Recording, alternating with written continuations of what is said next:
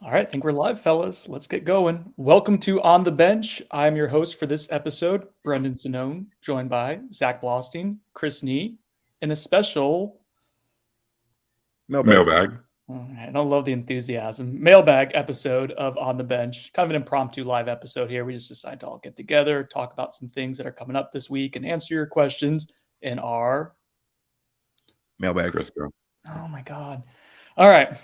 First, before we get going, and I would need the energy to be amped up a little bit here on Monday morning, let's give a shout out to our sponsors, Chattanooga Whiskey, making some delicious whiskey, bourbon, rye, just mixed blended beverages as well. They do a fantastic job, and you can check them out anywhere, pretty much in the state of Florida at this point. If you're in Florida, you go to Publix, you can go to ABC, you can go to Total Wine, you can go to your local shop, find Chattanooga Whiskey. Their 111 proof Chris Nee has fallen in love with. It is a phenomenal cast strength variety at a pretty good price too. So they're doing a great job. Love them before they were a sponsor. Love them even more now. And also the Turner Group. Oh my God, what's happening? Am I not setting you guys up well, or you just don't care? What's happening? Turner Group. Okay. The Turner Group. Colin and Amy Turner are doing a fantastic job in Central Florida, buying, selling homes, making it easy for customers. They do a ton of business, and it's because they do things the right way. Listen, they're under the Keller Williams umbrella. If you are looking to buy or sell in the state of Florida in general, specifically, you work with Colin in Central Florida, but if you're looking to buy in the state of Florida or sell, and now rentals as well, they're starting to get into as well in Tallahassee and Gainesville, you reach out to Colin Turner. And if you're a parent whose student's about to go to Florida State, I would really recommend reaching out to Colin Turner because he's got a pretty good idea of how to get a money-making process of buying a home, renting it out, and then you go ahead and rent it out to someone else and rent it out to someone else down the road. It's a really, it's something that parents are doing more and more of, and he's starting that industry in Tallahassee, and anticipate that to blow up. So you can reach out to Colin Turner, Google the Turner Group, and you get all his contact information there. All right, guys, we're going to get into the mailbag here in a second. Before we do, you guys were on the bench pretty much all weekend. Let's talk about that real quick. And we'll start off with Ashlyn Barker, the Juco safety who was visiting. We started off the weekend with one crystal ball in for him. I believe there's now two crystal balls in. So let's talk about who dropped the ball. Chris. I put a crystal ball in. I think I did it on Saturday, might have been Friday. I can't recall exactly. I've expected FSU to get him since they offered him about 10 days ago now when they went over there when Adam Fuller went to IWCC. So he fills a need. He's a kid with 4 years available physically. I think they really liked what they saw when he got on campus. That was probably the biggest feedback I got in person and chatting with people this weekend was they were just excited in general about how he looked physically, how he checked out. You know, obviously Adam Fuller had seen him when he gone to see him in person, but others had not. And yeah, that's about it.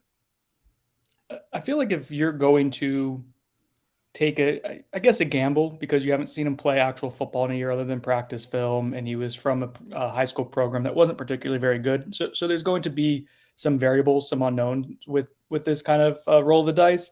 I like taking it on this type of player. He's got a lot of upside, and in Chris Neeism, he checks a lot of the boxes, right? He's got good GPA. He has an ideal prototypical frame, about 6'3", maybe a quarter of an inch shorter than that, 200 pounds.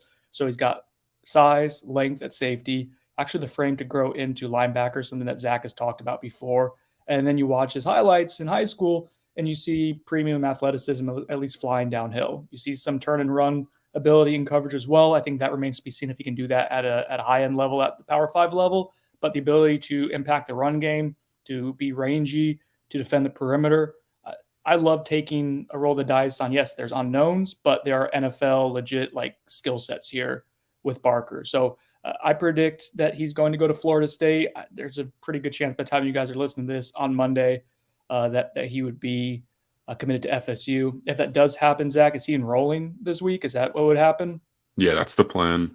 Florida State starts a session of summer classes this week on Monday. Obviously, there's like a period to which someone can enroll a little bit later.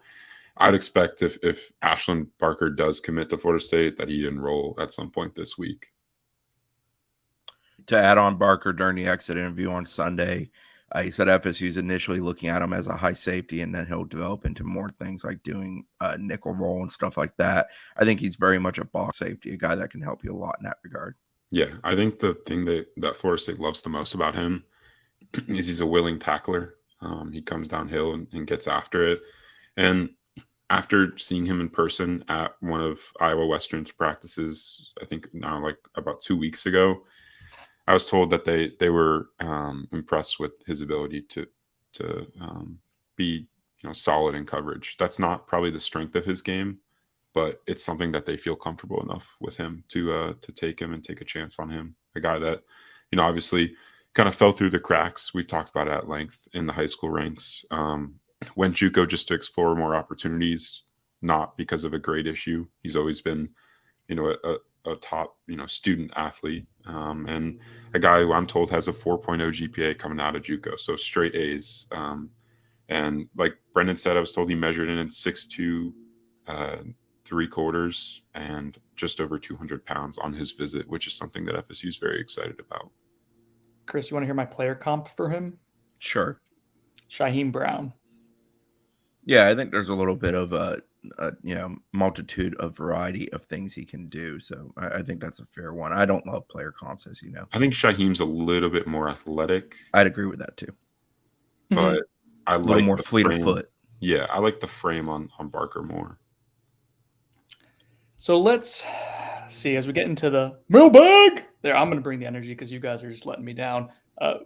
Tanner Norris 1 asked, any chance Keon Coleman makes it back to campus this weekend? And as I showed up on the YouTube feed a minute ago, we got like 3 of the first questions here are about Keon Coleman. So he is someone that everyone wants to know about. Understandably so. He is probably the best player remaining in the transfer portal at any position right now, and someone who FSU is very much in it with. The Michigan State wide receiver had almost 800 receiving yards last year. He officially visited FSU a week ago. He then followed that up with an official visit to Ole Miss. Shut things down, basically, said he was going to mull over his decisions. We had heard a late May commitment for him, like next week, May 24th, 25th range.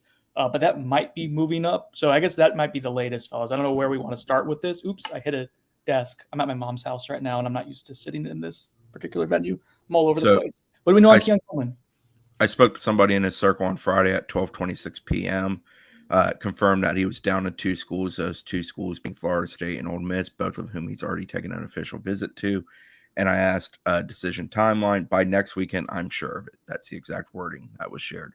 Now, I followed up and asked last evening, if he was going to decide this week. There's a rumor of Wednesday. I believe it's supposedly his birthday. I don't know for a fact it's his birthday, but that's a rumor.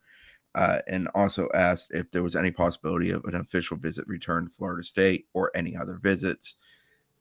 No response on that, so I don't really have anything to contribute. Yeah, I will add our Ole Miss site on 24/7, Inside the Rebels, just posted an article talking to a source close to Keon Coleman. Said his choice is down to Ole Miss and Florida State. He said the source said he tells me everything is dead even, and that the topic of NIL came up, and he said that Florida State and Ole Miss basically made the same offer. It was for the same amount. And then when asked about a decision, if you look up Keon Coleman's birthday on Google, it says May 17th, so it'd be on Wednesday.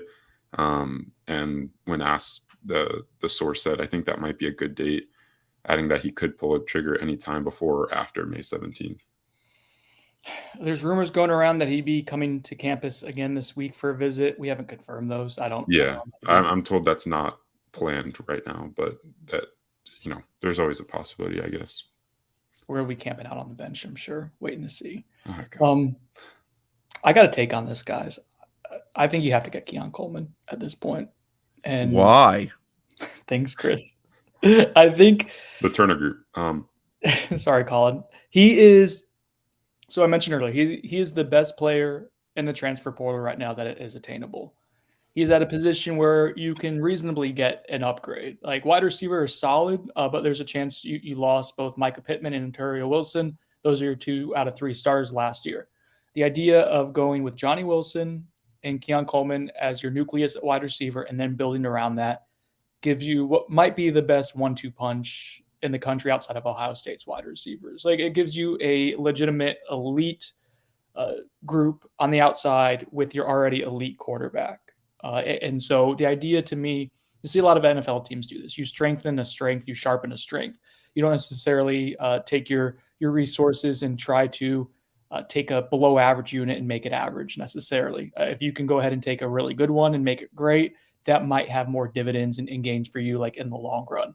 So the idea of Florida State being a couple pieces away from going, we think right now they have a chance to be a playoff team. But do either of you guys think that they could advance and play a meaningful championship game in the playoffs right now as the roster is currently comprised? I mean, football is a weird game, but I think the overarching view is greed is good. Get as many really talented players as you can. And Keon Coleman is a kid capable of being a 1,000-yard receiver who can post likely double-digit touchdowns in a maximized year with a high-level quarterback, which we know FSU has at their disposal. I think he's very important for FSU. I think safety is still a greater need for FSU. I guess is the best way I would put it when viewing the current market and what FSU is. I also think if FSU does miss on Coleman, there are some other options. First name that comes to mind is Zachary Franklin, wide receiver from Texas San Antonio, UTSA. Been very quiet on that front. Franklin isn't talking to anybody to my knowledge. But FSU and him have talked. They have had contact. They have had communication. That's the extent of what I know about that recruitment with regards to the Seminoles at this time. Ryan asked, didn't you say on the Friday pod that you wouldn't reset the market for Keon Coleman to known? I did. And you know what? I thought about it this weekend. I would reset the market for him because there's nothing else. So that's but there's also the dynamics of the current team that you have that exists. I don't know if bending over backwards financially to essentially buy a kid, for lack of a better term, if it's necessarily the best thing for inserting into the locker. There's a lot to consider there outside of just simply attaining one single player, in my opinion. I mean, if he wants to go to school only for it to be the highest bidder. So there's some gray area here too. Like, I don't necessarily think FSU has to keep upping whatever Ole Miss would have to get a guy like Keon Coleman with NIL opportunities. I don't think that's what would be the case. I think more so is you have to be close to it. Now, if he's saying, if someone in his campus saying that the offers are very close, that's great. I think that really bodes well for Florida State because the initial intel that we had was that Ole Miss was resetting the market of like 2 times what like was a reasonable price point for him.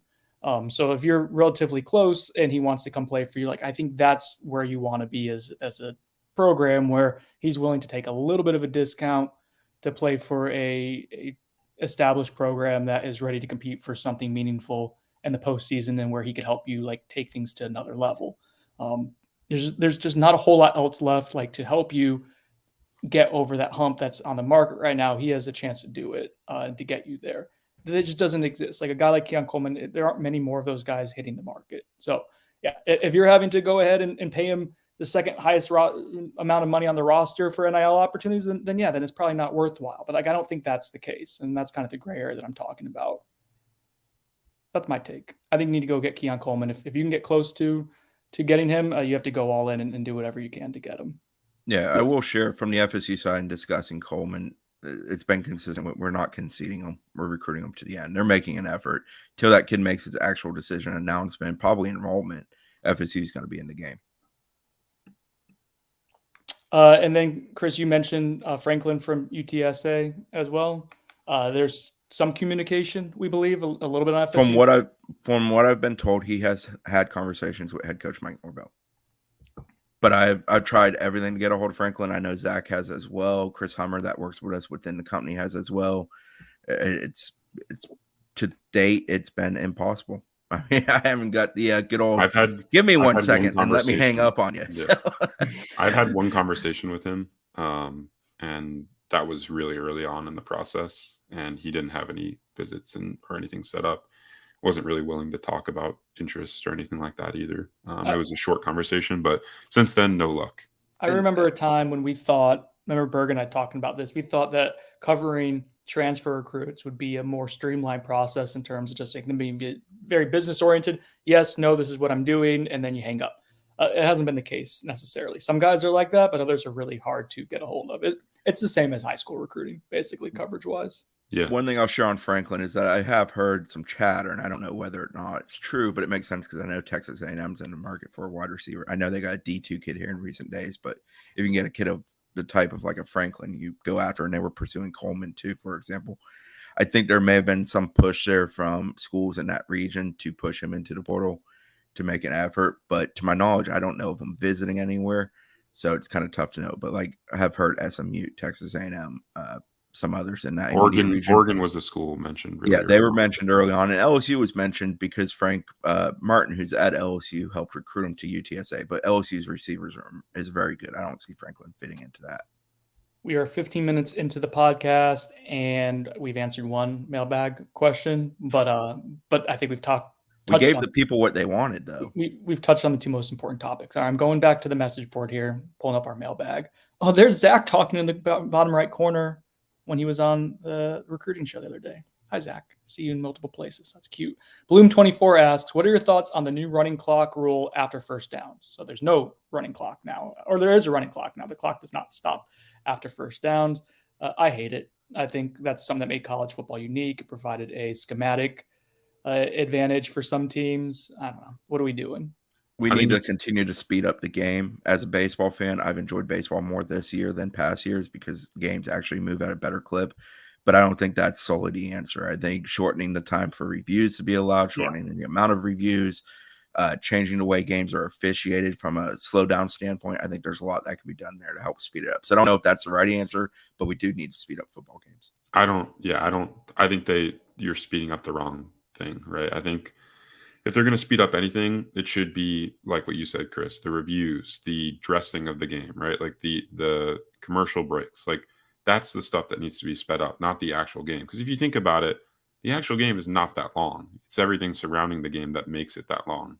And I think this is just a cop out for them to be able to make as much money as possible while also shortening the game for viewers. I think I would have liked to see more of a shortening of some of the stuff surrounding the game rather than the game itself. Yeah, the touchdown review, kickoff, touchdown review, commercial, kickoff, commercial is about the most brutal thing in the history of athletics. Yeah. But TV stations and we do work for Paramount aren't cutting out the amount of commercial breaks and the opportunities to fill ads. So that's not what's going to happen. Like that's not how that's going to work. But yeah, a review taking 3-4 minutes is something that you can do to probably speed that up when there's a couple of those a game that does add up. I like that was something that was unique to college football. I think it's I don't know how it helps the ultimate product. I don't think people are like, oh, the clock isn't running. This game is boring now. It actually makes it more exciting, leads to more points and more up tempo stuff. So, anyways, Eskimo Randy, at what point does being in the I love that name. At what point does being in the ACC become a major hindrance to recruiting? In a few years, will recruits view ACC more like a G5 conference than the Power 2? There's definitely going to be a tier system. Fellas, I would start off the bidding by saying that being in the ACC has already become a major hindrance. I was going to answer with 2018 or so. I was going to throw it a little bit back to the future there. It's not advantageous. Listen to most college athletes talk about the SEC. The Big has the money to compete, and then there's the ACC. So think about it financially. If the ACC is making schools in the ACC are making $30 million less a year than the SEC or Big 12 or Big 10, excuse me. Big 12 is going to start like UCF is going to be making more money annually off TV contract than Florida State is soon. If you're at a $30 million disadvantage every single year, and that's going to the athletic program, not necessarily recruiting, but now you're trying to raise money for NIL stuff. And guess what? You can go to boosters. If you're an SEC school, you can go to boosters and say, well, we got this money for our facilities here. We would like a little bit more money for our NIL to be more robust. You can do that. You have you have to ask for both. Yeah, Florida State, you have to ask for both, and you're many times pulling from the same pool or asking the same people. So, it is a problem. It is already a hindrance, in my opinion. Do you agree with that, Zach? I agree. I think that's going to be a huge topic of discussion this week, right, at the ACC meetings at Amelia Island. I mean, I think the ACC needs to figure out something when it comes to revenue sharing because Florida State and Clemson are pretty much carrying the conference when it comes to revenue, the amount of revenue that's coming in. And, right now there's an equal structure, which I don't think is fair. And I think Michael Alfred has expressed that multiple times, and I think he'll do it again, although in a short window this week at the ACC meetings. I think it's important. And when it comes to recruiting, I definitely think the ACC is at a disadvantage to the other Power 5 or Power 2 schools, if you want to call them, like you said in the mailbag question. And I think that's only going to increase as the gap in the difference in money over the years accumulates. I'll be in Amelia Island. Meetings start today, but I'll be there tomorrow. Usually Monday's a slower day. I'm going to jinx myself, and I'm sure something crazy will happen today. Yeah. Florida State's going to lead the ACC today. Yeah, so it's going to be Florida State, Clemson, Miami, or some of the programs that are publicly pushing for a change in revenue to make it more weighted. Here's the thing, though. If you're Wake Forest or Boston College and you know that these schools are trying to get on the way out, what's the incentive? Like, are you trying to keep things together? Are you trying to keep things together currently and try to keep it to where Florida State wants to stay when there's not really anything you can do to like really make that $30 million gap up for Florida State or Clemson to feel good?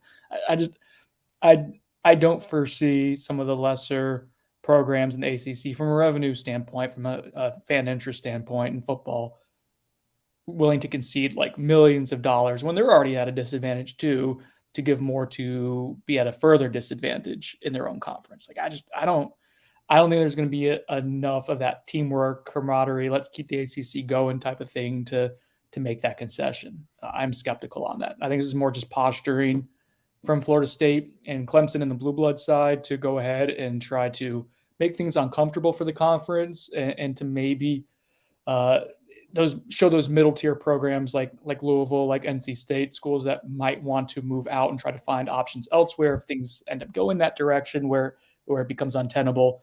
I think you want to try to make things uncomfortable for them and show them like, hey, this isn't a long-term functional conference. If you guys all leave, that can make grant rights easier for us to get out of.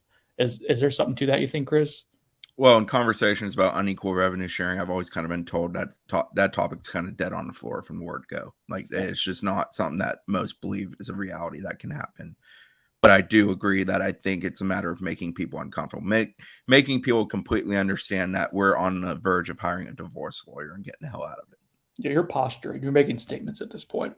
NRG Noel asks, who are the best 5 offensive linemen on the team? I like this question. I think it's a good exercise because I was looking through the offensive line the other day, Chris, and I think there's like a tier of 7 who I would feel comfortable starting with, and then the next tier of like 3 more to get to 10 that you feel okay with, younger guys pretty much. But like you have 7 who I think you feel good with entering the season. I'm curious who you think your 5 best are that you need to build around. Healthy Robert Scott, okay, Bless Harris, Maurice Smith, the one who I can't name because of the restraining order. Yeah. And who would be my 5th there? That's Jeremiah Byers, by the way. Yes, Jeremiah Byers. Thank you. Well, he said it. 5th would be, I don't know. It feels kind of tough squeezing a couple out from being that 5th. In the sense of versus 6 and 7 sacks. Stop it. Give me the answer. What's the right answer?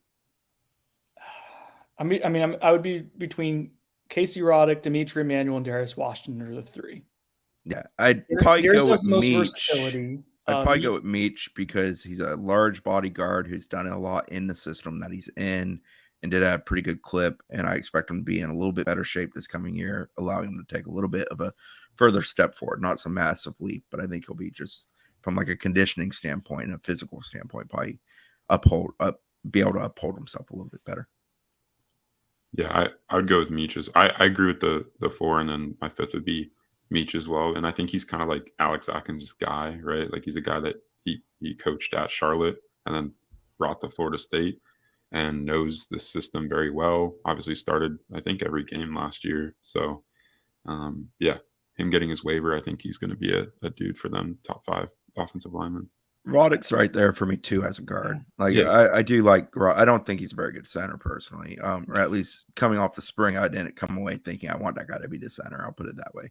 The But I do snapping think is he can be a really, important really good guard. to you.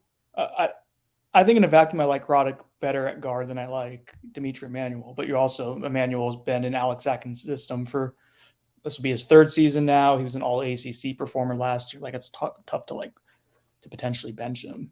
Just they have I don't want to say a wealth of depth, but they do have depth.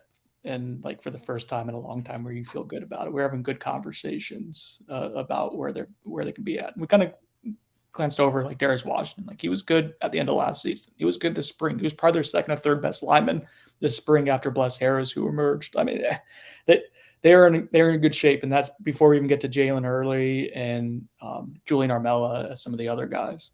I am interested. Last year, there were some games where everybody played 65 snaps on that line. 5 guys, 65 snaps each all game. There's something to continuity within a game and a rhythm that I think a group's able to establish as they get the understanding of what they're facing across their face mask. But I also am interested if FSU maybe does like the insertion of 3 that have been playing to get plugged in for a series or 2, just to give guys a chance to get a breather. I'm interested how much they kind of play with that, with the fact that they do have guys they probably feel very, very comfortable with plugging into those roles. If you are 7, 8 deep at the top tier of what you think you can run out, guys who are very capable starter types. So I'm interested how Atkins and Norvell kind of handle that within the season. When we were at the high school coaching clinic, the Nike one in Orlando back in February, there was one a speech or a presentation that was about like moving offensive linemen around in positions in game. And I understand like that's at the high school level. It's totally different schematically, but it's something that is done at a lower of football, like where you can move guys around based on what you're trying to do in certain plays and week to week. And that is something that is done. Basically what I'm saying is like you can paint outside the box a little bit paint outside the lines, color outside the lines, think outside the box. It's your show, buddy. Anyways, yeah, I think there is a appetite to be creative and to maybe go with a rotation of guys and move guys around based on what you're trying to do schematically week to week and move different guys into the game plan and keep everyone happy. Again, good problems to have.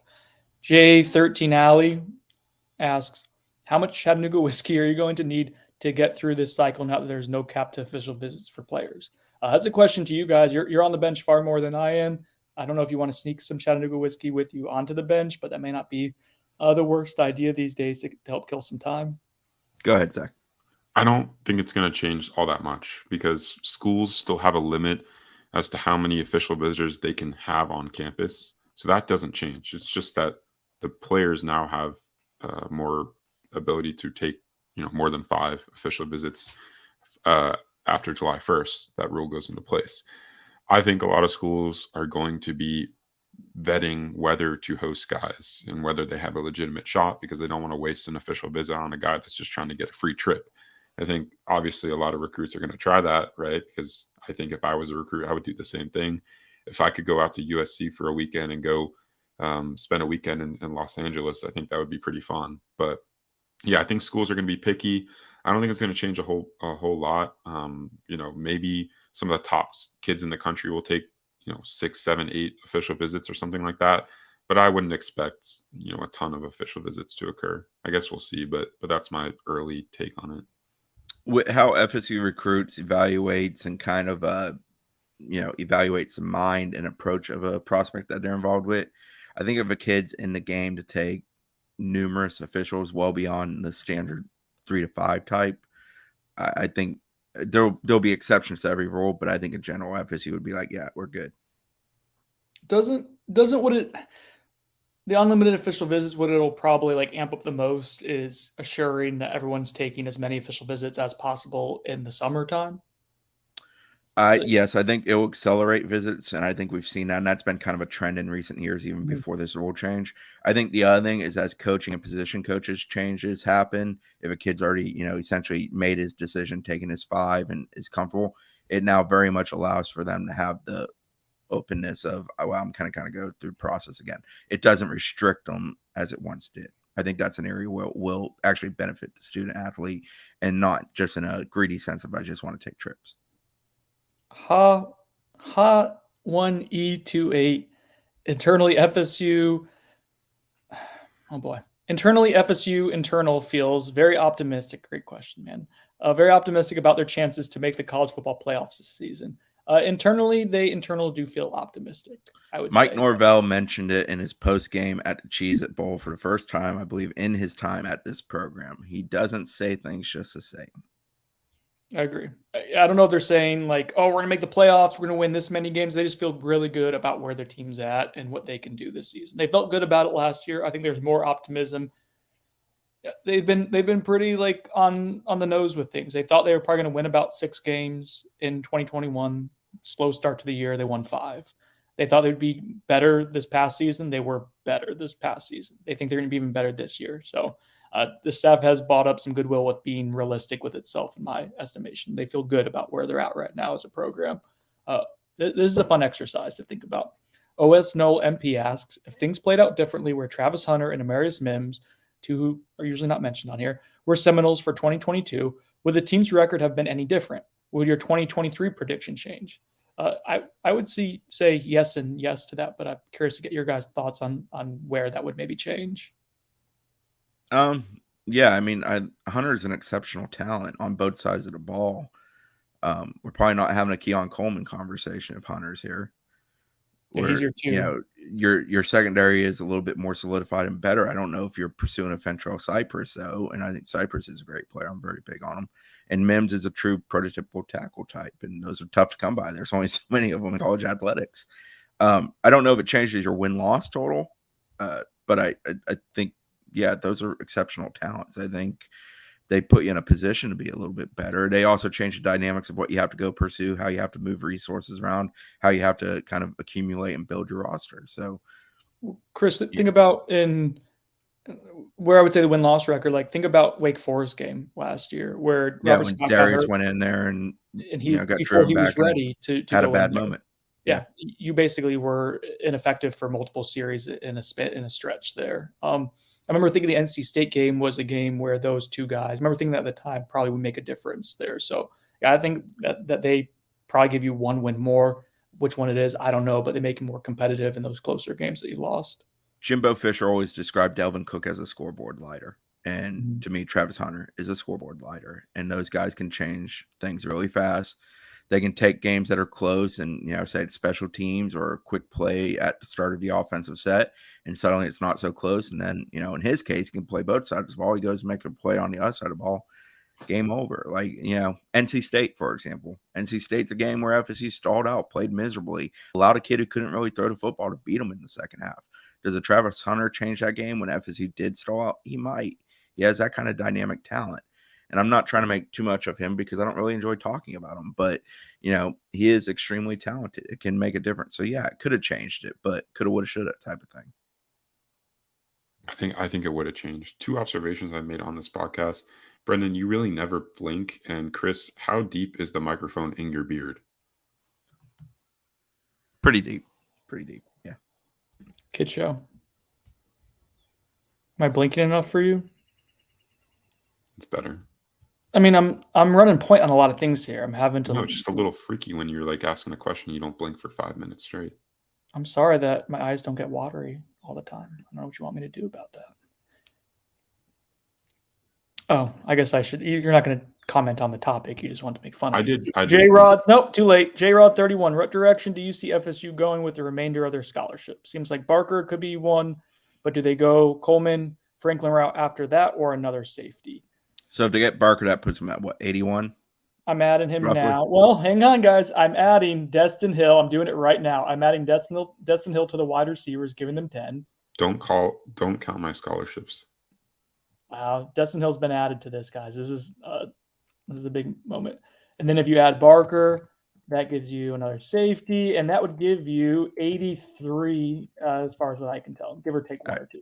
So say we have 2 or 3 spots. I think safety, obviously, and wide receiver are still priorities. I think if you got that extra spot, you maybe save it for a grad transfer, a kid that comes available here at the end of the market that you didn't know would be available in the current market, because I don't think they're in love with the current market.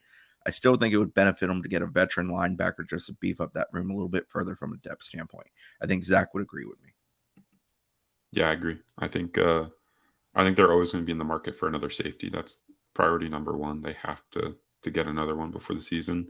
I think that could come via the grad transfer market, because that can happen at any point, as we know, right? Like, grad transfers aren't limited to entering before the May 1st deadline. So I think we'll see some guys enter over the next couple of months, and maybe FSU will get involved. But yeah, I think receiver seems like they're dead set on adding one, whether that's Coleman or they shift their focus on Zachary Franklin. If that goes south, we'll see. But I think with Micah Pittman leaving, and obviously a guy like Pokey Wilson moving on and Malik McClain transferring out, I think they probably want to add at least one receiver to that room, and I think they've got some good options on the board right now. So yeah, I agree. I got a water bottle, and I'm going to spray my face so I can blink more, so my eyes aren't so dry. What if it's not water? My What is going on? mom just had it laying around. I don't know. Scranton, what the Electric City? If Rodemaker doesn't start in Dublin, would it be a transfer or a current roster quarterback making the start? I mean, if it's not Tate Rodemaker starting for you in 2024, I don't think it would be a redshirt freshman, Brock Glenn. I'm not really feeling AJ Duffy as a guy who's going to make a huge leap at this moment. I need to see more from him until I could feel that way. What about true freshman Luke Kromenhoek? I think that would be ambitious. I don't know if a true freshman has ever started for Mike Norvell, and certainly not the first game in his college career. So I would think it would probably, if it's not Rodemaker, I think it's more likely to be I think Rodemaker and Duffy would transfer out, and you'd get like a redshirt senior type of transfer, and then you would let Brock Glenn and Kromenhoek battle out for reps later in the year or in 2025. How's that for getting ahead of ourselves? I just kicked a couple guys out of the program. I just added someone. Quarterback battle in 2025. That's what we're doing. I think I agree with your hypothesis and your theory there, but I don't wholeheartedly bet against Brock Glenn either. I am a fan. Okay. I think he's got the right mental makeup. I think he will very much absorb a great deal this year. The issue there would be general lack of experience. Well, I like this in the comment section. We got William McMillan saying Surtain step up or be fired. He hasn't coached a game yet at Florida State, so it feels. We always got to have somebody in the target. But we're jumping ahead to all sorts of stuff right now. We got quarterback battles for 2025. We're firing coaches before they've even. I remember when we fired Chris Thompson. He's having a pretty damn good year. Chris Thompson comeback tour. Let's see. Oh, here's a good one. Brower Knoll 15. You're on death row. What's your final meal? I think it's your last meal. Steak from the Drover. What's the Drover? Is that in Omaha? It's in Omaha, yeah. Let's see. I was going to start with a steak too. I think that's my protein of choice. Steak and fried chicken. Mac and cheese, not one that I would make myself. Maybe a baked potato. I'm going to carbo load. Whatever it is, I want to expel some serious nasty poop to someone to have to clean up after I'm killed. Dude. There goes a 1-star review. No, I think I would go with I don't know. I've been getting this thing at Longhorn recently. It's like a Parmesan crusted chicken. It's so good. I really like that. And then probably some good mac and cheese, and maybe some. I got a loaded baked potato at Longhorn too. That was good. So you're. Yeah, my final meal's at Longhorn. I feel like recency bias really just played into Zach's final meal. I don't. Yeah, I don't know how to take that. I don't really have a go-to meal. I haven't had the Drover in a long ass time, and I still think about it quite often. That's not. Oh, you know what? What's that? Chris, what's that? True. What's the barbecue place we went to at NC State? NC State. Oh, was it the pig pit? I don't know. The pit might have been the pit. Yeah, I think it was the pit. Dude, I got some a brisket burger there. That was one of the best meals I've ever had. Maybe that's what I would get. Smoking Pig's up there too, in Clemson. Worth it. Smoking Pig is pretty great. I don't think if you're on death row though, you can go I want this specific meal from this place. I think it's just whatever they can prepare for you in house, right? I hope taxpayer money isn't going to going out to Omaha to get a steak back for someone who's about to Omaha electrocuted. Let's see. Wojo 34. Not sure if this was ever talked about. It seemed a bit hush hush. where was Johnny for our spring game and why was it so hush-hush? He's one of our stars, and it seemed a bit odd. He was abducted by aliens, and whether he's found again, we don't know, man. No, he was dealing with something needed to be cleaned up, and he's fine. We're not allowed to talk about injuries for trade-off of having practice access during actual practice. Now that's the off season, we can confirm through reporting that he had something to clean up. He should be fine for this season. No one's worried about it. He's all good. If it was something to be worried about, we would tell you guys. I think he hosted Keon Coleman. He's still alive. Whoa, Chris. TB3 I mean, that basically sounded like a missing person report question, so I just wanted to fill him in. Going back to the getting ahead of ourselves type of scenarios, TB3 Golf 714. What job in college football, if any, do you think Norvell would leave FSU for? So I do think while you guys ponder this, and basically we're just asking like what jobs are so much of a tier above Florida State would be hard to say no to. Probably like Alabama and Georgia, Ohio State, Michigan, like just from a facility and income standpoint. But I think he's really happy at Florida State, and I think he's gotten a taste for like when this thing is humming and running correctly, which it is in that range right now. Like you see the amount of recruits you're getting on campus, you see what the recruiting results are looking like. You're seeing the type of players you're able to attract. You're seeing what boosters are starting to do and stepping up. When this place is operating at a high functioning level, it's pretty damn good. So to answer the question, man, like, I mean, yeah, I'm sure like if Georgia came throwing out a bunch of money, it would make anyone think about it. But I don't think like this isn't Jimbo Fisher where we're going to probably have to be covering, if he starts being successful, contract negotiation updates every single offseason or late in the season. I don't think that's how that's going to operate here. Yeah, when the new contract was under negotiation in quotations, I was told it was insanely easy to deal with Mike Norvell on that. That he kind of stated what he wanted for himself, for his program, for his staff, for what they're trying to do as an athletic program specific to football. Those things were easily agreed upon. He agreed upon them, and next order of business. It wasn't some like eyeing a piggy bank that's bigger than what you can get and being unhappy. I've not heard Mike Norvell or through the channels heard frustration from him regarding things. And usually with Mike, I feel like he's a guy that if something is frustrating him, he's going to address it pretty accordingly and get it resolved, and he's reasonable. I don't think there's a wandering eye with the guy. There are great jobs in college football, and FSU is one of them. There's obviously some that have bigger banks, bigger money, bigger history because they've been around longer, things of that sort. But I don't think he's in a rush to depart stage left at all. I'm with you, Chris. Noel Biz asks, looking at our roster, it makes sense why we would play more 5 defensive lineman formation. But how does/will that look against the offenses we will play? So I think look at the Philadelphia Eagles, what they did last year, and they used a lot of bear formations, and Hassan Reddick was kind of like that 5th defensive lineman, whether he's a linebacker, defensive end, like however you want to define him.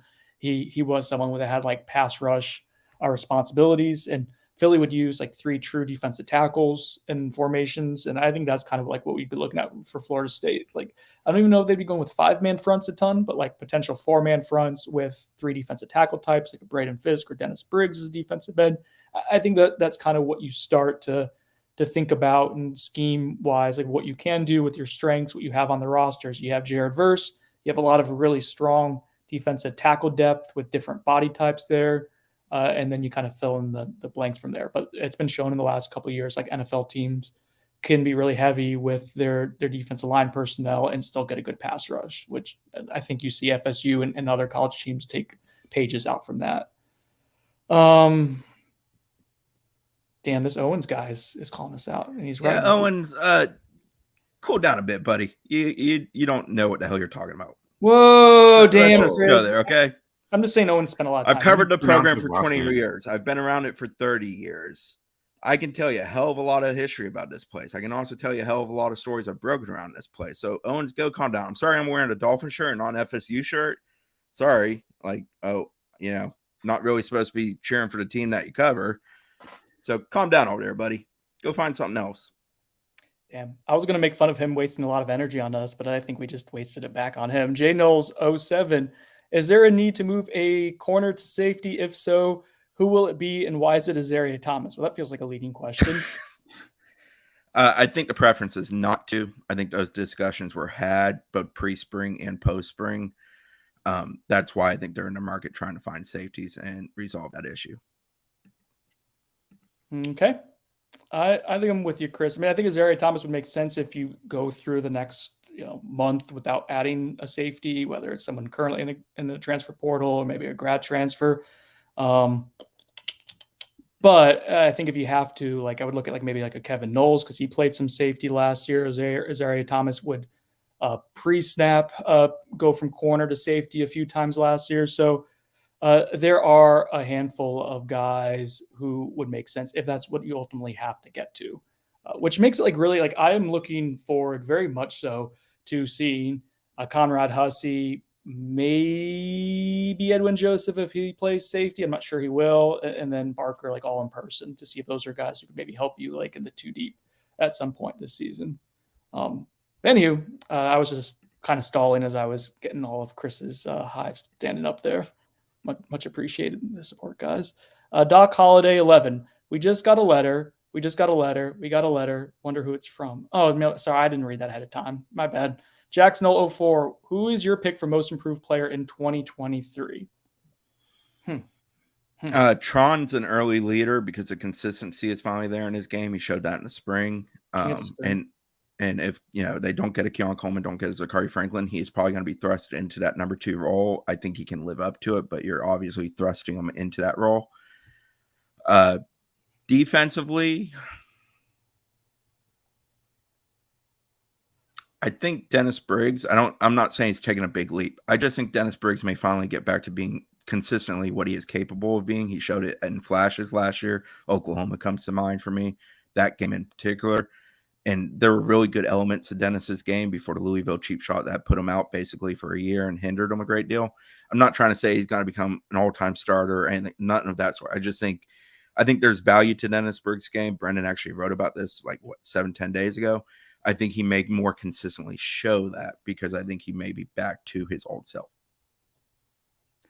I think it's on defense, Greedy Vance. I think he's a guy that really showed in the spring that he can be a lockdown, nickel corner, and a guy that Florida State is high on heading into this year. And then on offense, I go Tron, the king of the spring. I mean, he's a guy that flashed last year several times, right? He had multiple big plays, but I think he's going to be a more consistent performer for Florida State in 2023, and a guy that's going to emerge into one of their best playmakers on offense.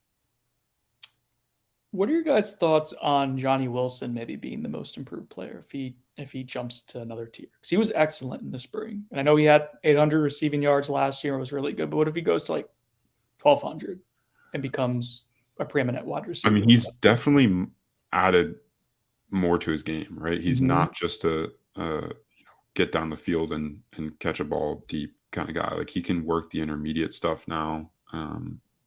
He showed in the spring that he's way more comfortable doing that. Obviously, the back shoulder fade is kind of what he's been known for, especially in practice. But yeah, I think he's added a lot to his game. I could see him improving a ton. 400 yards in this offense, and they like to spread it around, but I think it's possible.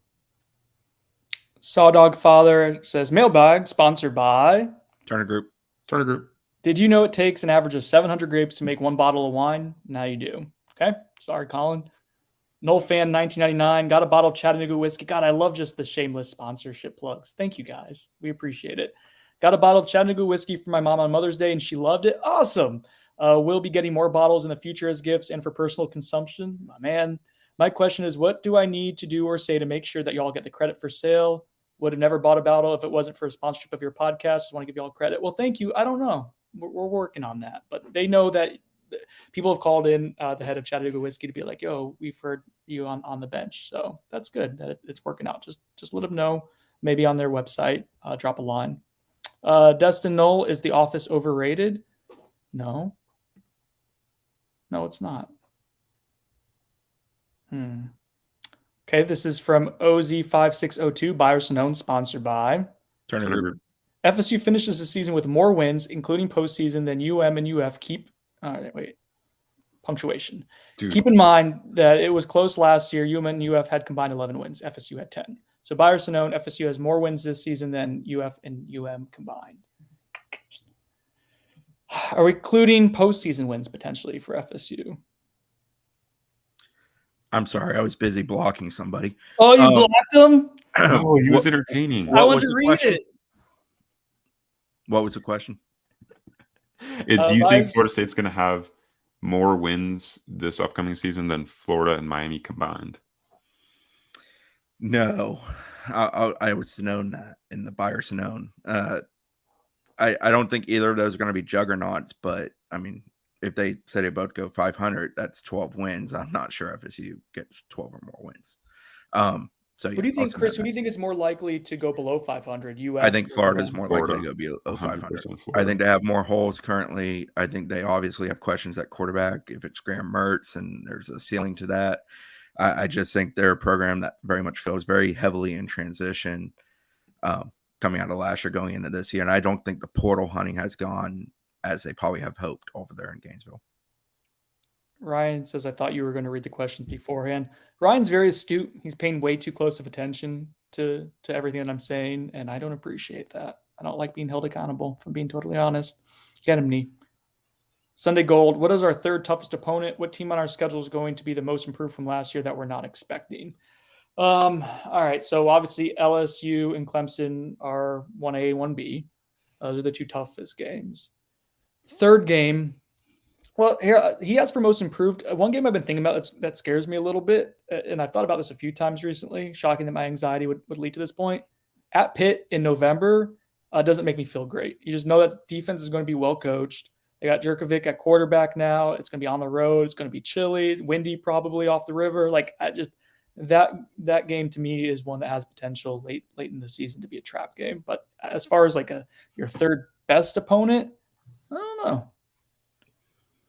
I mean, I find the schedule to be kind of soft, to be perfectly honest, after the two that we've mentioned. Yeah, I think Florida's in a rebuild. Miami might be a little bit better, mainly playing more consistent football than they did a season ago, but I don't think they're going to take a big leap. BC was dreadful a year ago. Truthfully, I haven't dived in on VT and what they are under Brent Pry. I just haven't gotten there. I haven't cared enough to this point in time. Southern Miss, isn't it? So I don't know. I don't have one that jumps out at me, to be perfectly honest. Pitt's a little traditionally under Narduzzi, a little bit, good one week and bad the next with the same exact team, same exact personnel, and playing somewhat similar opponents sometimes. They're just kind of weird. They are capable of beating good teams. So they have shown that under his guidance. I think Wake, people are writing them off because they lose Sam Hartman and A.T. Perry. But I think if Dave Clawson's shown anything, it's they can come out and surprise you. And I think, they'll find some playmakers to work with. Obviously, they signed a guy like Micah Mays out of South Florida last year. I don't know if he's ready to make an immediate impact, but I was really high on him. And I think they could be a sneaky team. I don't know if they're the third best team, but I agree with Brendan. I think the Pitt game, you circle that one in late November or early November, could be a snow game. We'll see. But yeah, I mean, they're always a tough coach team, and I don't know if they have the talent that's close to Florida State right now, but I think they could be sneaky good. Somebody mentioned Wake. I think Wake's an odd program that probably takes a slight step back from what they were, largely because of a change at the quarterback position. I just said that. I know, but I was just mentioning that somebody said it. Somebody said, Khalil Young said, I would say Pitt, Miami, Wake. Okay, never mind. Zach, I'm agreeing with you, buddy. You're right. No, I wasn't. I'm gonna let Owen back in here. Have at it. Owen, knowing you didn't. We should probably end this soon. Danny Cronin 7, Buyer Sinone. One of Edwin Joseph or Conrad Hussey solidly in our too deep at some position by some point this season. I like that he left it vague there. Yeah, I'll buy that. Yeah, I think Hussey's very capable of being a contributing safety for them. I think the staff thinks that Edwin Joseph could be a guy that could contribute at either corner or nickel very, very early in his career. They really like Edwin a lot. Yeah. Who? Okay, let's put it here. Here you go, guys. who is the player you're most excited to see of all the early or all the midsummer enrollees? And we'll include Destin Hill in this too. I don't think this answer could not be I mean, all right, you're anyone not outside excited. of Destin Hill. Okay, yeah. I think like I'm so excited to see what he looks like. That's the most intriguing one. But besides him, for me, I mean, who are they adding? It's Hussey, Joseph, Chris Otto, Blake Nicholson. Blake Nicholson. Yeah, I think Blake Nicholson actually, because you want to see if he can be a guy that can help you in the 2D possibly this upcoming year at linebacker. Or he's going to need some time, or if he's going to need some time to develop. But yeah, I think he's probably the most important. And then, you know, Conrad Hussey's also very important at the safety position, especially if they struggle to add another more experienced guy to help in that room this upcoming year. Yeah, I don't want to say the exact same thing Zach said again because he might yell at me, but it would be Hill, Nicholson, Hussey for me in that order. Someone mentioned Hill and Nicholson and Hussey in the chat, and I think that's important. I wish I could block Zach. Rob Alvarez, we can watch. Rob Alvarez brought up Rawls. Yeah, I mean, he's someone long-term I'd be interested to see. Barker, if he ends up making it, which we assume he will. Like, I'm actually very interested to see him with his skill set. I think that could have been a hidden gem that they hit on. But I think Edwin Joseph would be my answer. It's just I think there's an excitement level with him internally when they got him that I think is pretty like telling with how the coaching staff feels about what he can develop into and some of the raw tools that he has. With guys like sorry, go ahead. I was just going to add real quick with guys like Edwin and Blake. I think the most interesting thing is the athleticism when they're on the field with a lot of guys at this level, how it kind of shows out. That's something that makes you go real quick, like, oh, wow, it really does fit, or it's going to be a little bit. He's got to learn some more fundamental techniques and stuff. Like, how much can he just live off the athleticism out of the gate? Hey, Khalil Young says Joseph is much more athletic than Kevin Knowles. He's also like a longer version of Kevin Knowles too. Like just the arm length, I think is probably, if you had the chance to measure the two, arm width more substantial there. Danny Cronin 7. This will be our last question here before we wrap things up. Asks fittingly, is Destin Hill our most physically put together looking receiver outside of Johnny Wilson? So Zach, I'll let you answer this. And then Chris, you weren't able to talk about it in the podcast this weekend when we talked about the Destin Hill kind of emergency pod, but just like that in your coverage, like history and your perspective as someone who mentioned his credentials earlier, just to see something crazy like that happening, actually coming to fruition, him arriving here. But Zach, go ahead first. Is Destin Hill most physically put together looking receiver outside of Johnny Wilson? Yeah, I don't know what that really means, but like, is he big? Is he bulky? I mean, he looked like a guy that's in shape. I don't know, I think there's a difference between, being physically in shape and being in shape to play football. So we don't know that. Obviously, he hasn't played football in 2 years.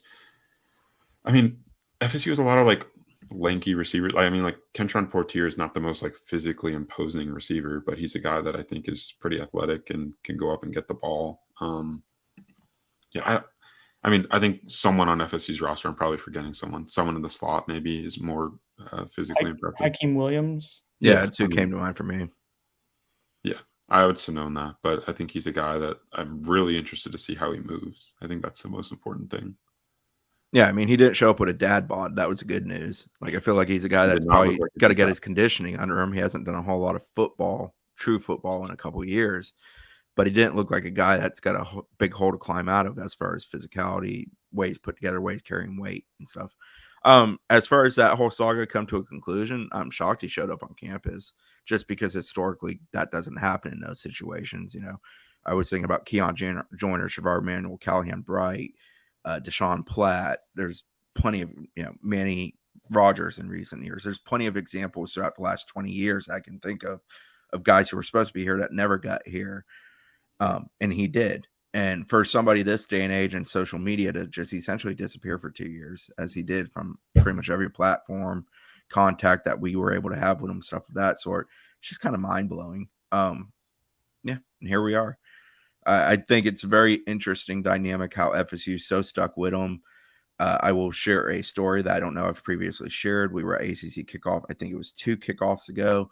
I asked Mike Norvell outside of the main meeting room, essentially, do you expect Destin Hill? The answer was no, not in the immediate future. Should I write him off? No, I wouldn't do that. That was last. And- That was last ACC kickoff. Was So it just last to one? show how Okay, long so- this saga lasted. Saga. So it's one of those things where like they were consistent with it. It wasn't one of these things where I think him making it surprised them as much. I think, David Johnson, Mike Norvell, that staff in general allowed it to play out, had patience with it, and it turned out the kid showed up, and now we'll see how it turns out on the field with him. But there's talent there. When they signed him, he was exceptional. He was the best player they'd signed to date at FSU. They don't have as much of the need for him today as they did then because the roster is drastically better, but you always take talent. Being greedy is good. All right. I promised the last question, but we've had two people ask about the Daryl Jackson waiver in the chat. Briley says, where's the temperature on Jackson? How much longer before this is a legit concern? I've mentioned this before. The Jordan Travis waiver, when he came in from Louisville, went until the day before camp started, I think. I was at jury duty when that broke, and Chris and I drove down to IMG back when FSU was having its football practices at IMG for preseason camp. So to answer your question, like that went until August. I think there's a few different points in the waiver process. So I was told like right around this time to late May could be the first decision that comes about in his waiver, whether it gets, initially accepted or denied. If it gets denied, Florida State will appeal it. Like I know that for a fact. The appeal process will take multiple months. I think, like you said, I think this comes to an end, one way or another, as far as the final decision in August. I think that's the final point. But an early decision as far as like the first point in this process could come this month in May. That's good to know, Zach. Because of hoops, I've dug into the two-time transfers a little bit more because FSU was involved with some bigs who were all dealing with that. Efton Reed, who went to Wake Forest, Musa Sissy, who went to Ole Miss, a couple others. And the exact waiver page in the academic and membership affairs from the NCAA says that an undergraduate transfer waiver will only, in bold, be considered for student athletes who transfer for reasons related to the student athlete physical or mental health and well-being. I think, family sickness, also in mental health, probably to a degree, due to exigent circumstances outside the student athlete's control, discrimination, physical or some other kind of abuse or assault, or assertions involve diagnosed education impacting disabilities. So something where the school I was at couldn't provide what I need from an education standpoint. I need to go to this place instead. So that's what it says. We'll see how stringent they are with it. They're going to deal with it a ton. It's very prevalent right now in hoops, less so in football, but this is an example in football. Feedback I got back when he committed and enrolled was that FSU was optimistic, very optimistic, and they thought they had a pretty good shot, and that most of the times in football, those kind of waivers went through like at a pretty overwhelming 75, 85% of the time. One thing worth noting is I don't know how, some of the antics from the Josh Farmer saga and him being public on that, if they hurt him or not, I don't know. That is probably worthwhile to discuss, but ultimately I don't think it probably does. His documentation of having a family member who is sick and to be closer to that family member, like, and has health issues, like that will probably be legitimate. And I would imagine FSU still feels good. So that's how we end the podcast here. It's kind of on a not fun note. Yay. Anything else, guys? No, we're good. Okay, well, let's end it then.